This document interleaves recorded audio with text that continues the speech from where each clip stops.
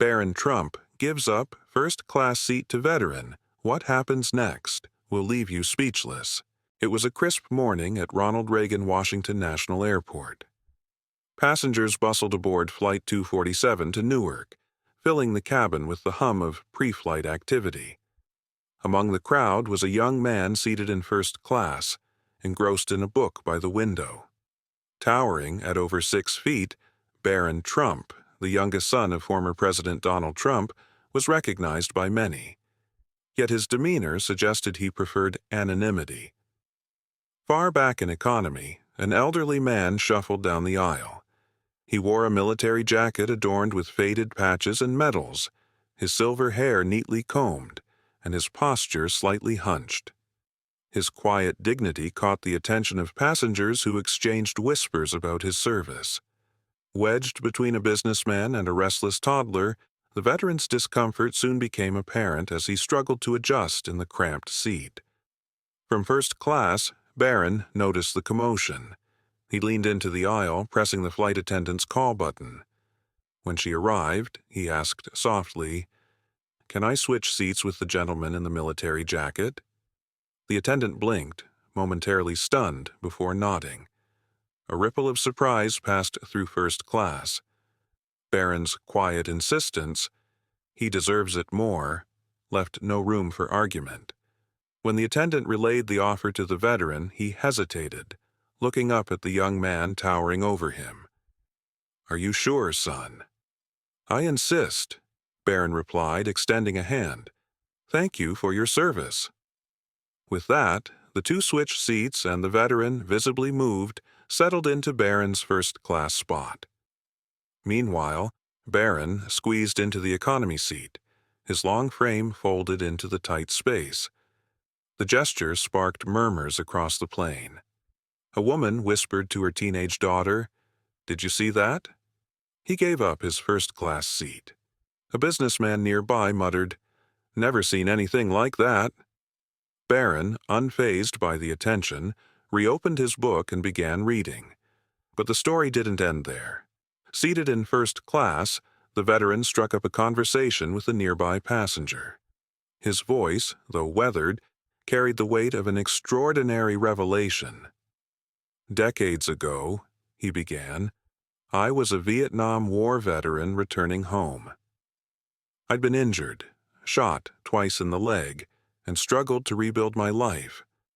Homeless and hopeless, I found myself in New York with no family and no direction." His voice trembled as he continued. "One day, I met a man outside a diner. He didn't just give me $1 and walk away. He sat with me, listened to my story, and helped me. That man was Fred Trump." Gasps rippled through the cabin.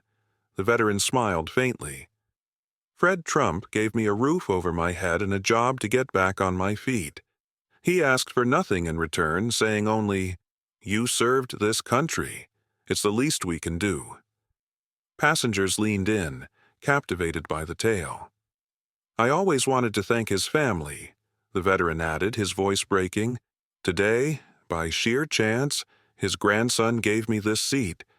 It feels like life coming full circle." The revelation spread quickly. A middle-aged man across the aisle chimed in, "My grandfather served in Vietnam, too. He always said that small acts of kindness kept him going." A young mother holding her toddler added, "My dad used to say kindness creates a chain reaction. What Barron did today proves that's true." Even flight attendants joined in. One shared, "My brother served in Iraq." He said the little moments of gratitude from strangers meant everything to him. As the plane began its descent, a flight attendant approached Barron. Kneeling beside him, she said softly, "I thought you should know. The man you gave your seat to says your grandfather saved his life decades ago." Barron paused, visibly moved. He closed his book and replied simply, "That's something, isn't it?" When the plane landed, the veteran approached Barron in the aisle. Extending his hand, he said, "Your family has a legacy of kindness, and you've carried that forward today. Don't ever forget how much these moments matter." Barron shook his hand firmly. "I didn't do anything special, sir. You deserved it." Passengers nearby watched the exchange in silence, many with tears in their eyes. As they disembarked, several stopped to thank Barron for his gesture, while others approached the veteran to express gratitude for his service. Later, as Barron walked toward baggage claim, he pulled out his phone and typed a brief text. After a moment of hesitation, he sent it. "Grandpa would have been proud today." This flight, transformed by a simple act of kindness, reminded everyone aboard of the profound impact small gestures can have. Kindness, gratitude, and empathy are values that transcend time, creating connections that ripple far beyond the moment. If this story inspired you, share it with others, and remember, kindness still matters.